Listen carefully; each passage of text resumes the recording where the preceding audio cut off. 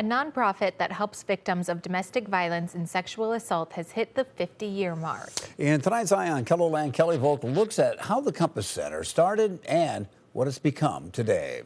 Candy Hansen remembers the early days of the Compass Center, dating back to the 1970s. Those were the bad old days, and there simply were not services for victims of sexual assault and domestic violence. There was no such thing as a rape kit in Sioux Falls. The center started as Citizens Against Rape, a crisis hotline answered through what's now known as the Helpline Center. Volunteers would respond to sexual assault victims at the hospital to support them. A group of my friends heard about how they were running the rape crisis line, and we went, we could do that for victims of domestic violence. Hansen says those groups later merged, becoming Citizens Against Rape and Domestic Violence. The former board member says people didn't want to talk about sexual assault and domestic violence back then. I think it was a reflection of American society. Those were secrets. I hope it's better than it was in the 70s, but it's still a tough conversation. Michelle Trent is the executive director of the Compass Center.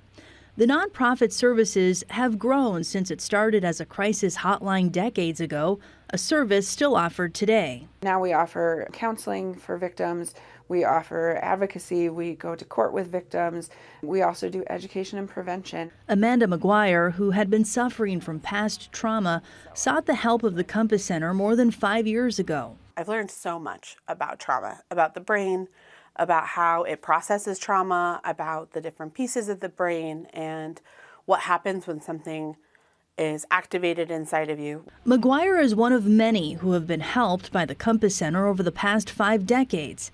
Hitting the milestone is bittersweet for Trent. 50 years is a long time, and I would have hoped if I was here 50 years ago that this problem would have no longer been here in 50 years, but it is, and it's grown, and so that part is sad, the fact that we're still needed, the fact that there are still more and more victims every day, and that violence in our communities continues to exist. But there is something to celebrate, a legacy of dedication. But incredibly proud of the fact that we started as a bunch of people that said this isn't okay, and that's still where we are today, and being able to stand up for victims for 50 years is an incredibly amazing journey. While Hansen is no longer a board member, she is still a supporter of the Compass Center.